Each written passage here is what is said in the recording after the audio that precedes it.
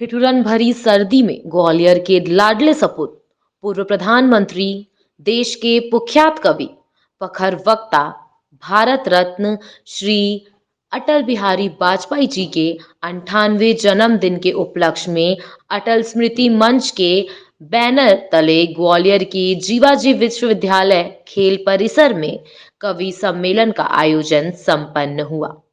इस कवि सम्मेलन में देश के कुख्यात कवि डॉक्टर कुमार विश्वास, अजहर इकबाल, मुमताज नसीम, कविता तिवारी, शंभू शिखर एवं रमेश मुस्कान कविता पाठ किए।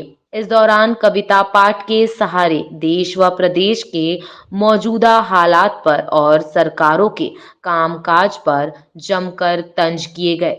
खास बात यह रही कि एक शाम अटल जी के नाम शीर्षक से आयोजित हुए इस कवि सम्मेलन के आयोजन हॉकी इंडिया के उपाध्यक्ष देवेंद्र प्रताप सिंह तोमर थे और श्रोताओं में उनके पिता और देश के केंद्रीय कृषि मंत्री नरेंद्र सिंह तोमर, स्थानीय सांसद विवेक जायसवाल तथा पूर्व मंत्री जयभान सिंह पवैया सहित शहर भाजपा के वरिष्ठ नेता आदि उपस्थित थे।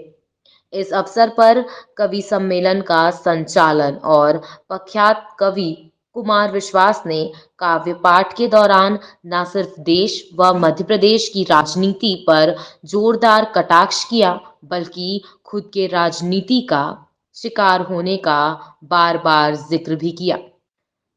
कवि कुमार विश्वास ने कहा कि मध्य प्रदेश का ग्वालियर चंबल संभाग ऐसा इलाका है जहां 4 लोग मुख्यमंत्री बनने की कोशिश में लगे हुए हैं, लेकिन बन कोई नहीं पा रहा है, जबकि सरकार भी इन्हीं लोगों ने गिरवाकर बनवाई है। चल रहा है अटल बिहारी वाजपेयी जी की स्मृति को नमन करते हुए डॉक्टर कुमार विश्वास, जो आज की तारीख में हिंदुस्तानी नहीं बल्कि पूरी दुनिया में जहां जहां भी हिंदी बोली पढ़ी लिखी समझी जाती है, उन सब जगह पे हम कवियों के न केवल ब्रांड एम्बेसडर हैं बल्कि वो भारतीय संस्कृति के राजदूत भी हैं।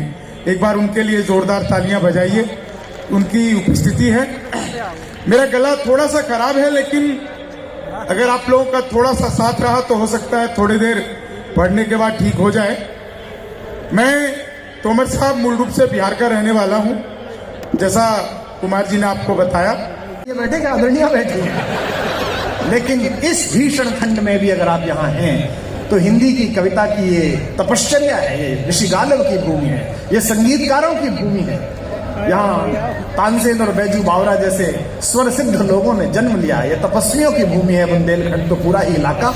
मैं अपने घर की छोटी बिटिया से, जो हम सबको बहुत प्रिय है, क्योंकि पूजा की थाली में दीप बालने का अधिकार तो बेटियों को ही मिलता है, मैं कविता तिवारी जो लक्ष्मणपुर लखनऊ से आई है उससे अनुरोध करता हूं कि वो शीघ्रता पूर्वक मां का स्तवन करके उन्हें इस मैदान में आमंत्रित करे, जगह आमंत्रित करे उस पुण्य भूमि में जहां अपनी शिराओं में भारत का ज्वार लिए हुए रानी लक्ष्मीबाई ने विधर्मी ताकतों को ललकारा था और शौर्य पराक्रम की एक दीपशिखा स्थापित की थी विश्व इतिहास में। उस ग्वालियर में मैं कविता से कहता हूं कि कविता अपने क्रम में पढ़ेगी।